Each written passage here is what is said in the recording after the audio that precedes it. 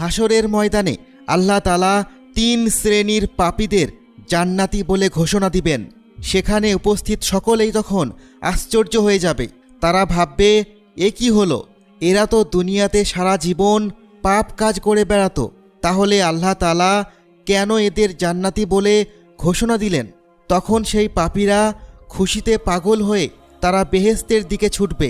আর যখন তারা পুলসিরাত পার হয়ে বেহেশতের দরজায় প্রায় কাছে এসে পড়বে, ফেরেশতারা তাদের শেকল দিয়ে পুরোপুরিভাবে বন্দি করে ফেলবে। ঠিক তখনই আল্লাহ তাআলা তাদেরকে জানাবে, তোমাদের সাথে মজা করা হয়েছে আর তোমাদের শাস্তিরই একটি অংশ ছিল এসব।